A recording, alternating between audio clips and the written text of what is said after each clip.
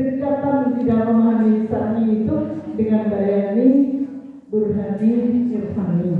Ibu-ibu paham mengenai bayani, burhani, irfani. Memahami sesuatu itu dengan pendekatan bayani, burhani, irfani. Kalau bayani itu pemahaman secara tekstual. Misalnya saya pernah jelaskan di sana dulu ya. Misalnya kata-kata ar-rijalu qawwamun 'alan nisa. Laki-laki adalah pemimpin bagi perempuan. Kalau kita memahami secara tekstual, maka laki-laki itu lebih superior dibanding perempuan. Karena laki-laki adalah pemimpin bagi perempuan. Tetapi kalau kita memahaminya juga dengan pendekatan burhani, tekstual dan kontekstual, dikaitkan kenapa laki-laki menjadi pemimpin bagi perempuan. Ternyata karena laki-laki oleh Allah dilebihkan perannya, yaitu laki-laki sebagai penanggung nafkah keluarganya. Ya, jadi laki-laki sebagai penyangga atau penanggung jawab nafkah bagi keluarganya. Maka disebutkan ar-rijalu qawwamuna 'alan nisa.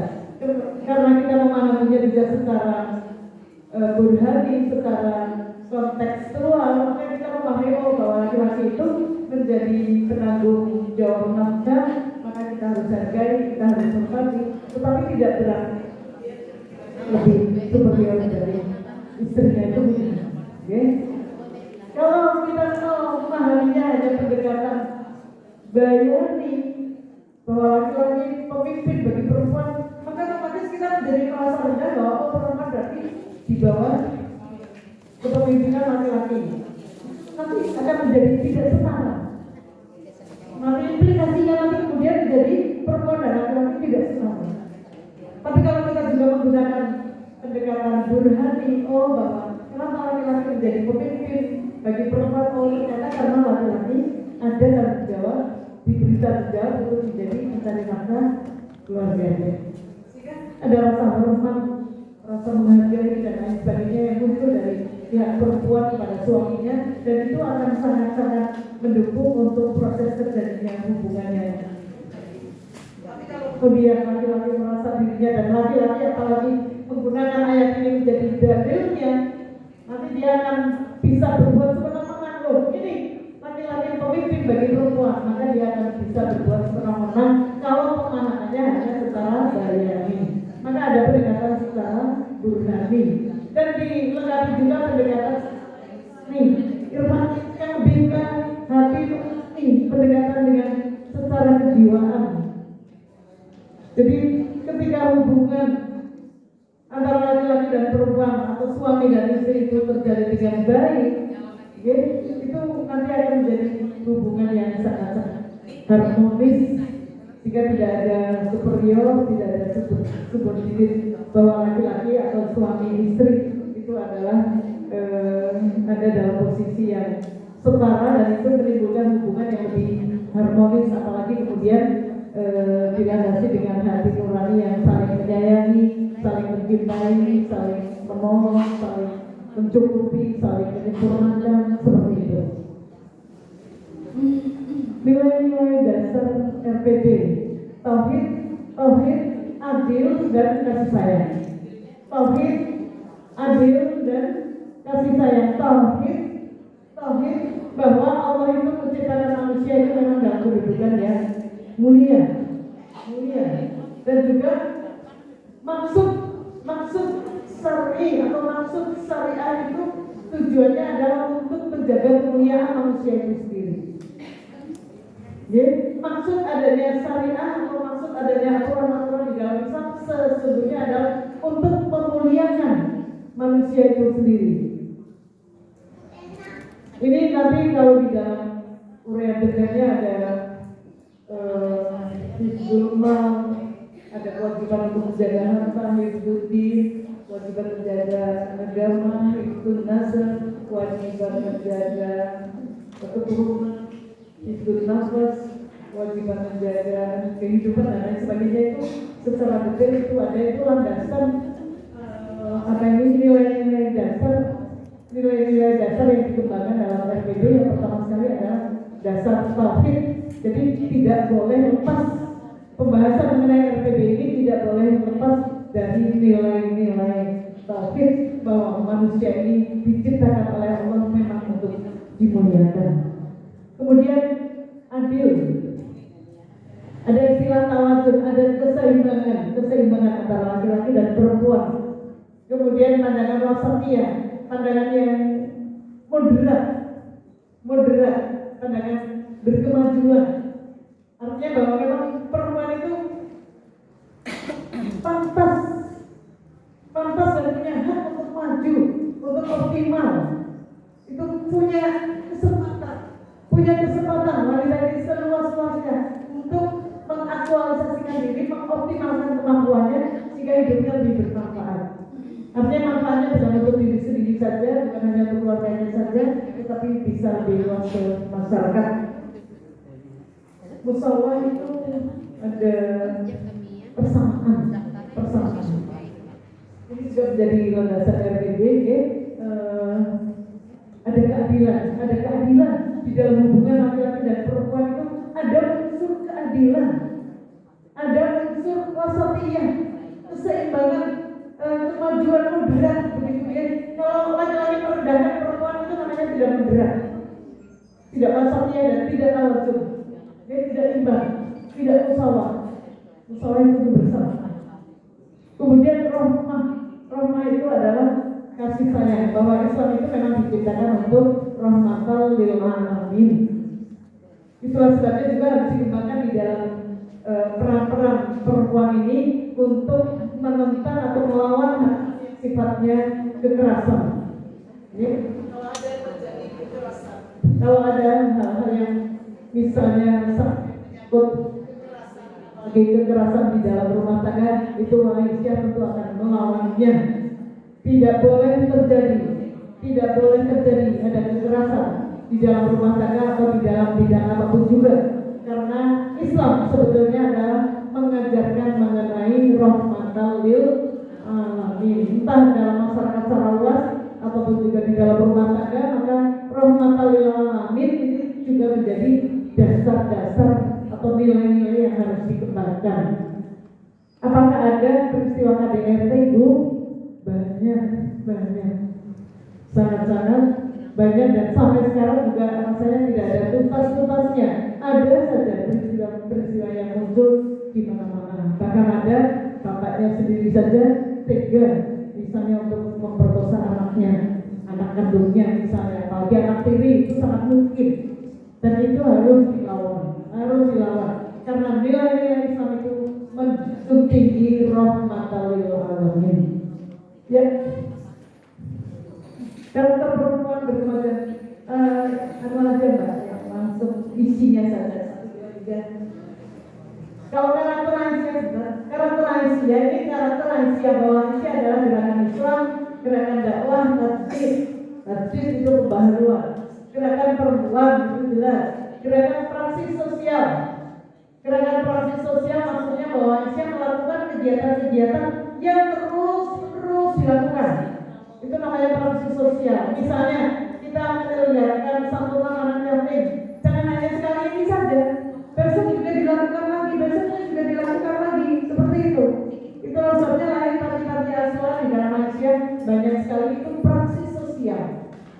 Jadi gerakan yang terus-menerus kita lakukan dan tidak akan pernah ada habisnya. Rumah sakit itu pun juga merupakan gerakan yang bukan hanya untuk hari ini, tetapi terus sepanjang hayat insya Allah akan ada rumah sakit Aisyah, rumah sakit Muhammadiyah seperti itu. Itu namanya kita melakukan gerakan praksi sosial. Juga Aisyah gerakan amal usaha. Kita punya banyak amal usaha. Ada PAUD, kelompok bermain atau TK, ada bagi asuhan juga termasuk amal usaha. Mungkin yang lain-lain ya, itu amal usaha. Dan lebih dari itu, kalau Aisyah ini tentu saja punya peran-peran kebangsaan dan terlibat dalam hal-hal yang menyangkut soal kebangsaan.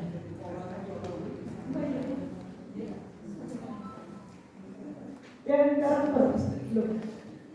karakter perempuan. Ya, karakter perempuan berkemajuan itu yang tadi adalah karakter Aisyah secara umum ya, sebagai organisasi, bahwa Aisyah organisasi dakwah, ya kan, organisasi yang praksis sosial, organisasi yang punya bangsa dan sebagainya, itu karakter Aisyah secara umum. Tapi ada karakter perempuan, jadi beda ya. Karakter perempuan berkemajuan yang pertama bukan yang kita.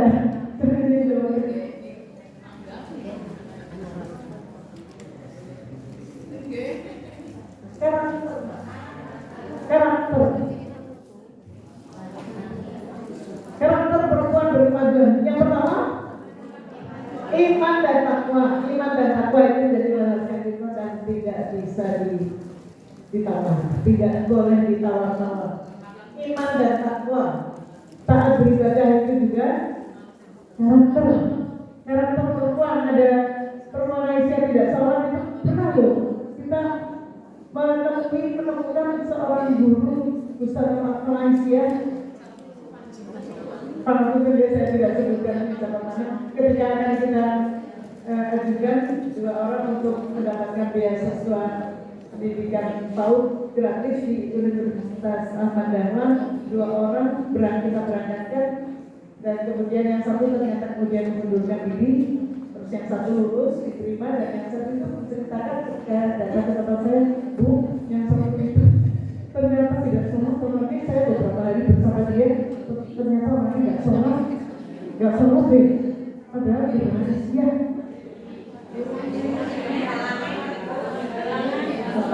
Enggak lah, kalau akhirnya tahu akhirnya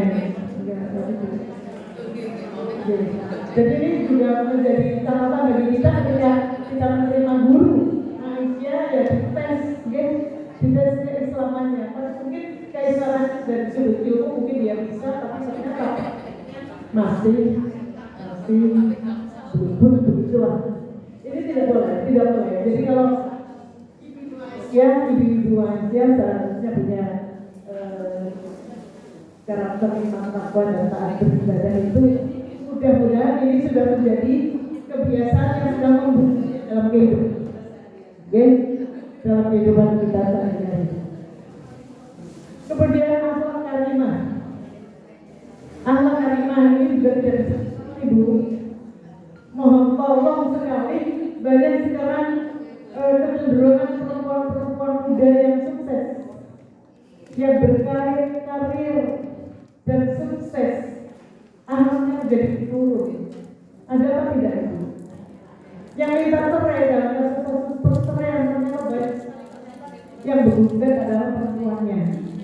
Selidik, ternyata perempuan itu sudah sangat mandiri, sudah sangat eksis, gajinya jauh lebih besar dibanding suaminya, sehingga kemudian melonjak, sehingga kemudian berani minta cerai. Misalnya kasus-kasus seperti itu. Ini artinya bahwa perempuan itu tidak punya akhlak. Apalagi misalnya nyuwun sewu kita temui ada Ibu Aisyah nyuwun sewu yang selingkuh. Kalau Ibu komentarnya ada? Komentarnya apa? Kalau saya menyebutkan ada Ibu Aisyah yang selingkuh, komentarnya apa Ibu? Naudzubillah dari ilahi, ya kan? Ada yang ilahi, ada astagfirullah, yang naudzubillah dari.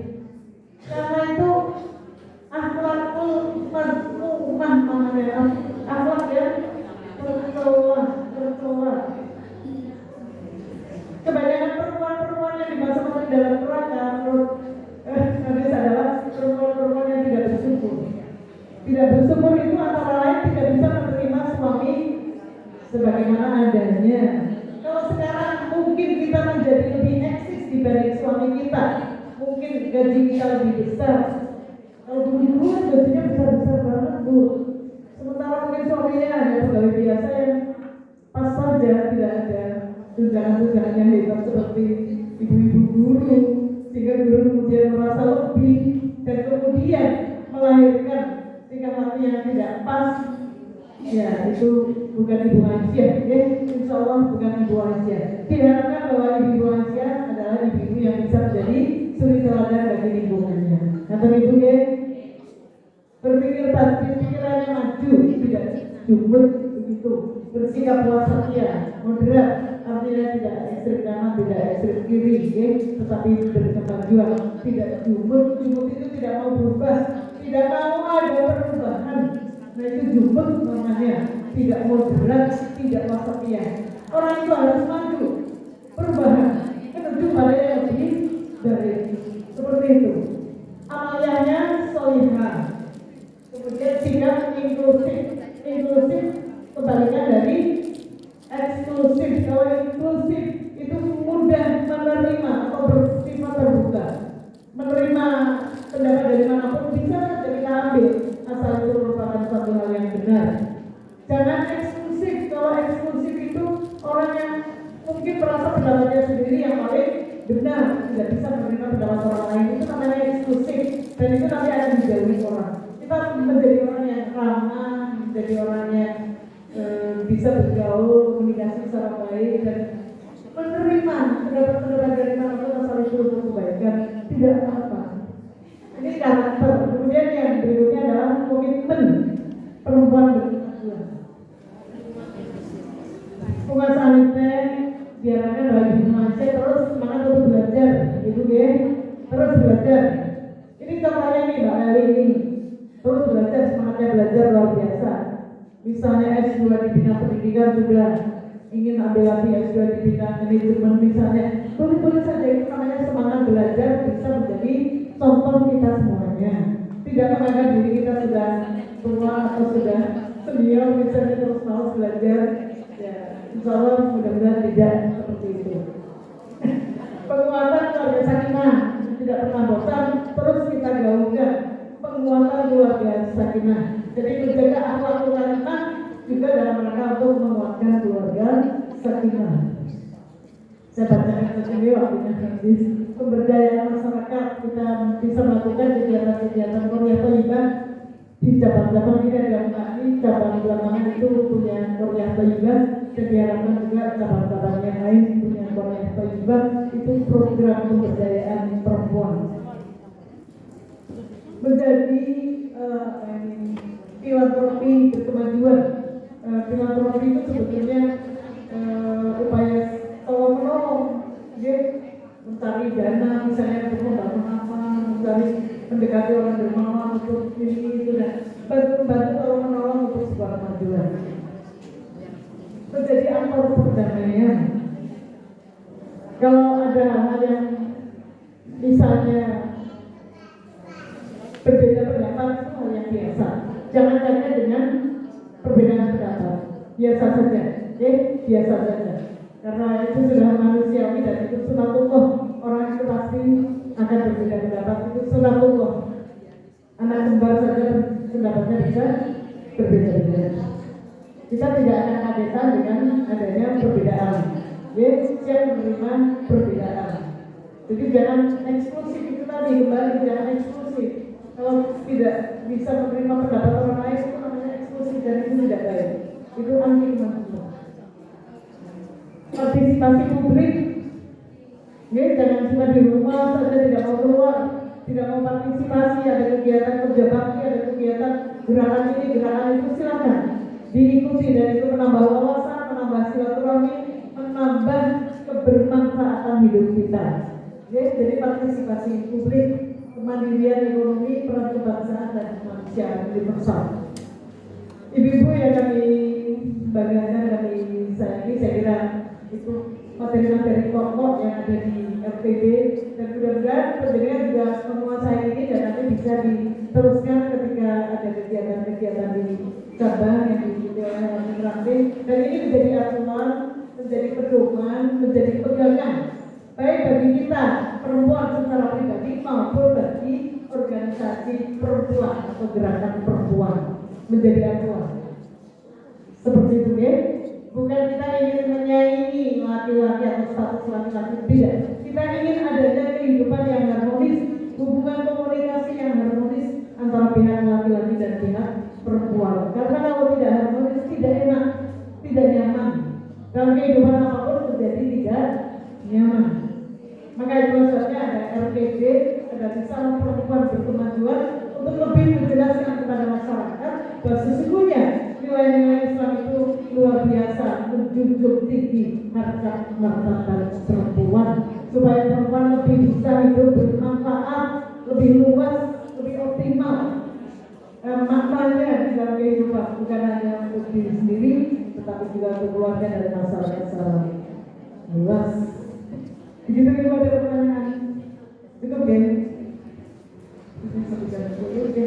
Bukan mungkin saya maturnya agak berusaha berusaha, tetapi insya Allah jenengan bisa mempelajari lebih lanjut dan materi itu bisa di share atau bisa dikembangkan begitu ya untuk kita belajar lebih dalam. Mohon maaf, terima kasih, mudah-mudahan semuanya sehat dan tetap semangat untuk bersama-sama di Indonesia. Saya kira kita menemukan wadah yang tepat di Indonesia ini di mana kita bisa beramal soleh dengan secara lebih baik.